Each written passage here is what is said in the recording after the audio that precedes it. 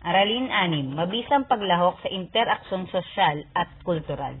Ang mabisang paglahok sa interaksyon sosyal at kultural ay ang mga tamang pakikipagkapwa-tao sa pamamagitan ng maayos na pakikipag-ugnayan sa kapwa o sosyal at ang paggalang sa kanilang tradisyon, paniniwala o wika bilang kultural.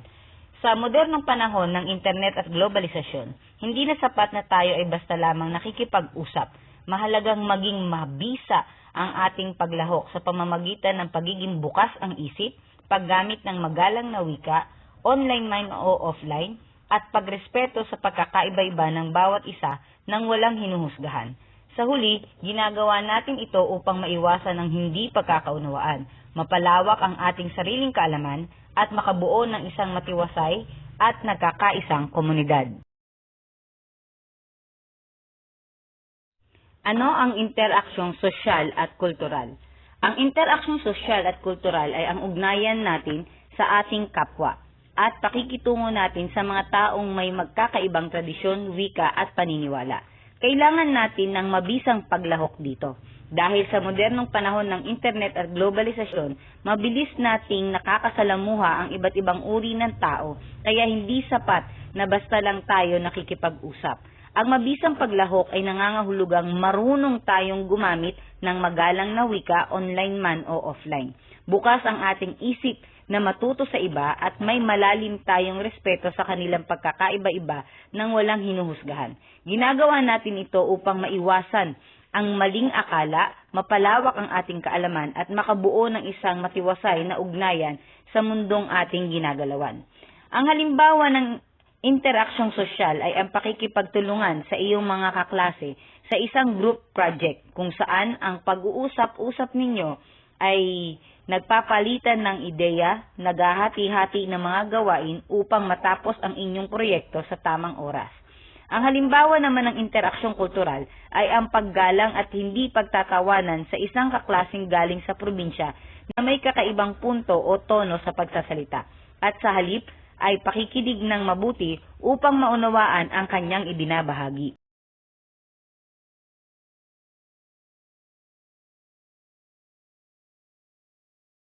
Ang batayan ng paglahok ay nakasalalay sa pagkakaroon ng pakikiramay o empathy, kamalayang kultural o cultural awareness at magalang na komunikasyon na nagpapahalaga sa dignidad ng bawat tao nang walang hinuhusgahan.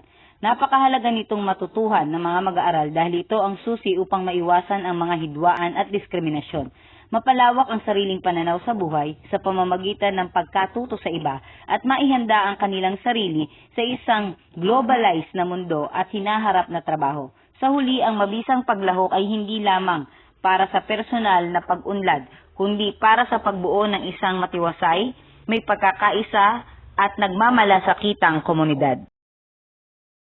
Bakit natin kailangan ng mabisang paglahok? Kailangan natin ng mabisang paglahok dahil ang mismong pakikipag-usap ay kulang upang makabuo sa malalim at totoong ugnayan sa ating kapwa. Hindi sapat na marunong lang tayong magsalita. Kailangan natin ng kasanayan na nakabatay sa empatiya at pakikinig upang tunay nating maunawaan ang nararamdaman at pinagdaraanan ng iba nang walang hinuhusgahan. Kaakibat nito ang cultural na paggalang o cultural sensitivity, kung saan kinikilala natin na ang pagkakaiba-iba sa wika, tradisyon at paniniwala ay hindi dapat maging sanhi ng pagkakawatak-watak, kundi isang yaman na nagpapaganda at nagpapakulay sa ating lipunan. Sa madaling salita, ang mabisang paglahok ay ang kulay upang maging kapaki-pakinabang ang ating pakikipag-ugnayan, makabuluhan, at magbunga ng respeto, pagkakaisa at kapayapaan sa mundo na modernong panahon. Ang kahalagahan ng komunikasyon sa lipunan.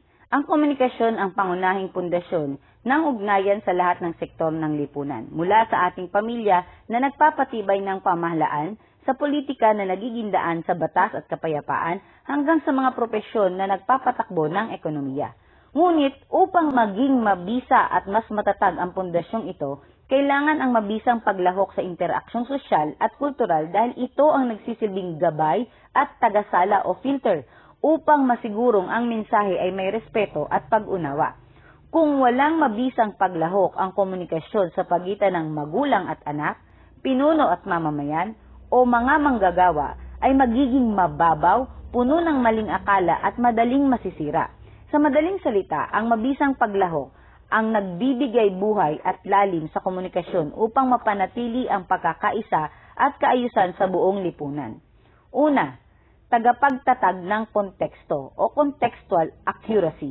Ang mabisang paglahok ay nagtuturo sa atin na unawain muna ang kapaligiran, kultura at sitwasyon bago magsalita upang maging angkop ang ating mensahe. Dahil ang mga salita ay may iba't ibang kahulugan, depende sa kultura, ang pagiging maingat sa konteksto ay mag-iiwas sa atin sa maling akala at hindi pagkakaunawaan. Ikalawa, ang pangontra sa cultural noise at stereotypes. Ang mabisang paglahok ay nagsisilbing panangga laban sa cultural noise o mga maling akala, biases at panghuhusga natin sa ibang pangkat ng tao. Sa pamamagitan ng bukas na isipan, binabasag nito ang pader ng diskriminasyon upang makipag-usap tayo batay sa katotohanan at respeto sa halip na umaasa sa mga negatibong bansag o stereotypes na paniniwala. Kasunod ay ang pagpapataas ng kalidad ng pakikinig o active listening. Ang mabisang komunikasyon ay hindi isang paligsahan kung sino ang mas magaling magsalita, kung hindi ito ay isang dalawang daan o two-way street na kung saan ang pakikinig ay kasing halaga ng pagpapakita ng opinyon sa tulong ng panlipunan at kultural na kamalayan. Natututo tayong makinig gamit ang empatiya upang umunawa sa nararamdaman at pananaw ng kausap sa halip na naghihintay lang tayo ng pagkakataon para sumagot o makipagtalo. Ikaapat, pag-iwas at pamamahala sa hidwaan o conflict resolution. Ang mabisang paglahok ay nagbibigay sa atin ng talino sa emosyon at kultura, emotional at cultural intelligence, upang ayusin ang mga hindi pagkakaunawaan bago pa ito lumala.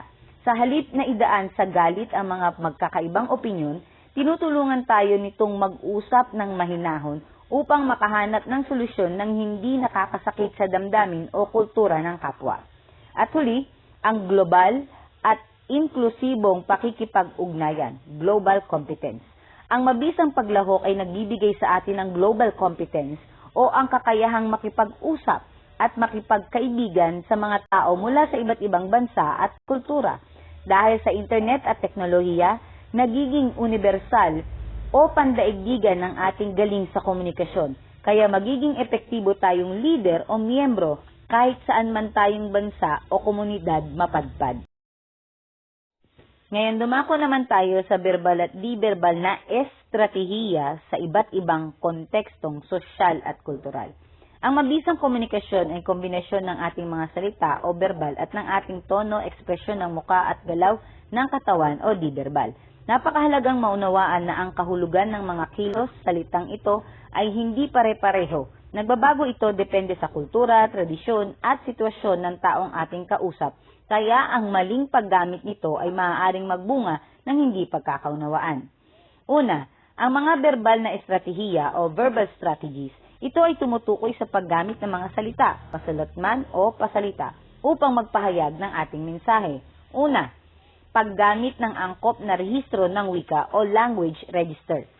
Ang rehistro ng wika o language register ay ang pag-aangkop ng ating paraan ng pagsasalita at pagpili ng mga salita depende sa kung sino ang kausap, saan nag-uusap, at sino at ano ang pinag-uusapan. Ipinapakita nito ang may sapat o may sapat tayong kasanayan sa komunikasyon dahil alam natin kung kailan dapat maging formal, seryoso at magalang gaya sa paaralan o sa trabaho. At alam din natin kung kailan pwedeng maging malaya, casual, o gumagamit ng mga salitang balbal gaya sa pakikipag-usap natin sa ating kaibigan o barkada. Ikalawa ay ang code switching o ang pagpapalit wika.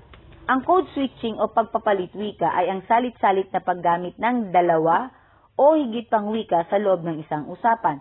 Sa Pilipinas, ginagamit natin ito bilang isang mabisang estratehiya sa komunikasyon upang maging mabilis at eksaktong maipahayag ang ating mga ideya, lalo na kung ang isang partikular na salita ay mas madaling sabihin sa Ingles kaysa sa Tagalog. Bukod dito, natural na paraan ito upang maging mas komportable, kaswal, at malapit ang pakiramdam natin sa ating kausap. Ikatlo ay ang pagiging direkta versus di-direktang pagpapahayag. Ang pagiging direkta o di-direkta sa pagsasalita ay nakadepende sa kultura ng isang bansa upang mapanatili ang maayos na ugnayan. Ang direktang kultura ay nagpapahalaga sa katapatan at bilis, kaya sinasabi agad ang punto ng walang paligoy-ligoy. Sa kabilang banda naman, ang di-direktang kultura, tulad sa Pilipinas, ay napakahalaga sa damdamin ng kapwa at maayos na pagsasama o harmony. Kaya gumagamit tayo ng malimit na malumanay na salita o euphemismo o pahiwatig upang hindi makasakit o makahiya sa kapwa. Ano naman ang mga di-verbal na estratehiya o non-verbal strategies? Ang mga di-verbal na estratehiya ay ang pagpapadala ng mensahe gamit ang kilos ng katawan, ekspresyon ng muka, senyas, tono ng boses at maging ang espasyo o distansya sa pagitan ng mga nag-uusap nang hindi gumagamit ng mga salita. Tinatawag itong culture-bound dahil ang kahulugan ng isang partikular na kilos ay nakatali at nakadepende lamang sa kultura ng isang partikular na grupo ng tao. Ibig sabihin, maaaring ang isang galaw ay itinuturing na magalang sa isang bansa ay maaaring maging pambabastos o insulto para sa ibang kultura ng ibang bansa. Marami tayong uri nito. Una ay ang kinesika, kilos at galaw ng katawan. Ito ang nagpapadala ng mensahe gamit ang galaw ng katawan, kumpas ng kamay, at ekspresyon ng muka na nagpapakita ng tunay na nararamdaman ng isang tao. Ikalawa ay prosimika. Ito ang paggamit ng distansya o espasyo sa pagitan ng mga nag-uusap kung saan ang agwat ay nagpapahiwatig ng uri ng relasyon o antas ng urong sulong sa kausap. Ikatlo ay oculesica, pagtitig o eye contact. Ito ang komunikasyon gamit ang galaw, titig at direksyon ng tingin ng mga mata na nagpapahayag ng interes, katapatan o kaya ay takot. At ikaapat, haptika. Ito ang paghahatid ng mensahe sa pamamagitan ng pisikal na paghipo o paghawak sa kapwa upang magpahayag ng iba't ibang emosyon tulad ng pagmamahal, pakikiramay o pagbati. Dumako naman tayo sa pagtalakay ng sensibilidad sa panlipunang gampanin.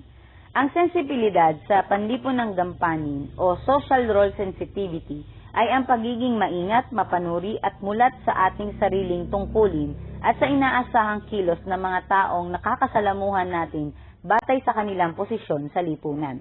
Sa paksa ng mabisang paglahok, nagsisilbi itong kompas o gabay upang automatiko nating maiangkop ang ating asal, tono at salita batay sa kung sino ang ating kaharap upang maipakita ang tamang paggalang. Halimbawa, bilang isang mag-aaral ng grade 11, alam mo na ang iyong gampanin sa loob ng isang silid-aralan ay makinig at sumunod sa iyong guro. Kaya hindi mo siya kakausapin na parang ginagamit mo sa iyong kabarkada.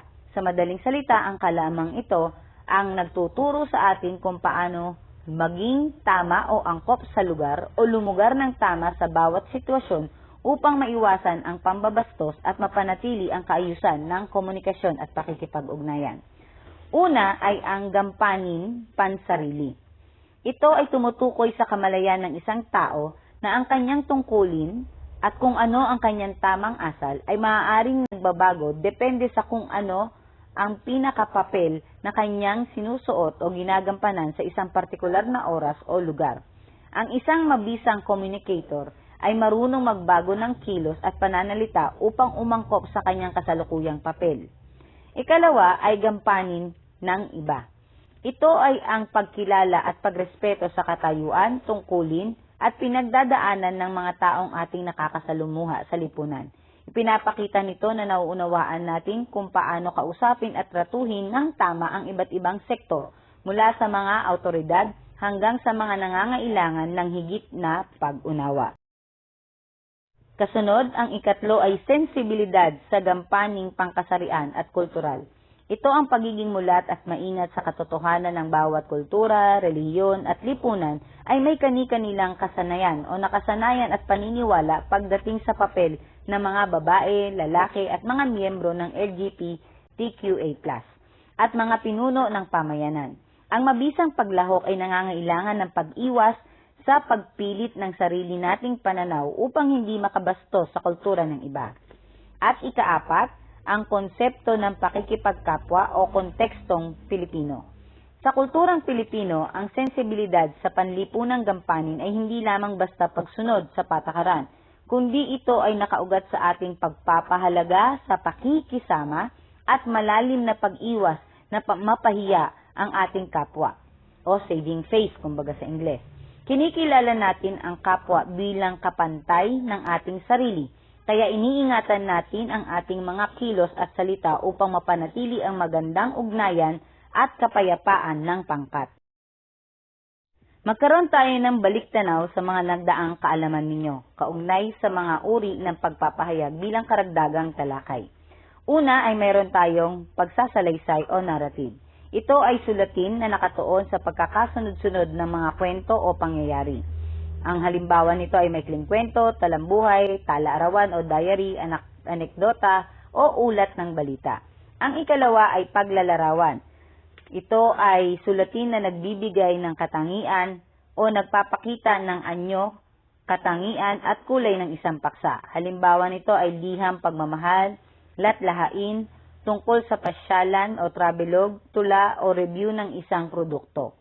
Ikatlo ay ang paglalahad. Ito ay sulatin na nagpapaliwanag ng mga katotohanan o nagbibigay ng impormasyon ng walang personal na opinyon. Halimbawa nito ay artikulo sa encyclopedia, manual na paggamit ng isang bagay o user manual, recipe sa pagluluto o balita sa pahayagan. At ang ikaapat ay ang pangangatwiran. Ito ang sulatin na naglalayong magpatunay ng isang panig ng opinyon upang manghikayat ng mambabasa. Halimbawa nito ay editorial, pahayagan, posisyong papel, talumpati para sa debate o para sa pagsulat ng mga sanaysay na mapanghikayat. Sa bahagi ng ating interaksyong paglahok kaugnay sa social at kultural ay maaari nating gamitin ang alinman sa apat na uri ng pagpapahayag upang mas maging mabisa ang ating ugnayan sa isa't isa. Higit lalo kung ito ay pasulat, dapat na naiaangkop natin ang tamang uri ng sulatin o pagpapahayag sa layunin at paksa ng ating pakikipagkomunikasyon.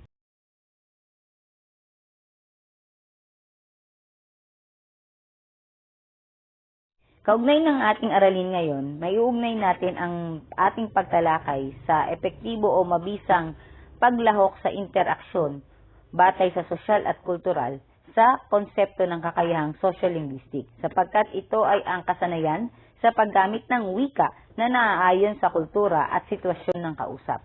Hindi sapat na tama ang iyong balarila o gramatika lamang. Ang mas mahalaga ay alam mo kung paano lumugar, rumispeto at pumili ng tamang salita batay sa kung sino, saan at kailan ka nakikipag-usap. Ito ang nagsisilbing pinakautak ng mabisang paglahok dahil kung wala ka nito, ang komunikasyon ay magdudulot lamang ng kalituhan o hidwaan. Ang kakayahang social-linguistic ay hindi maihiwalay na leksyon sa ating aralin.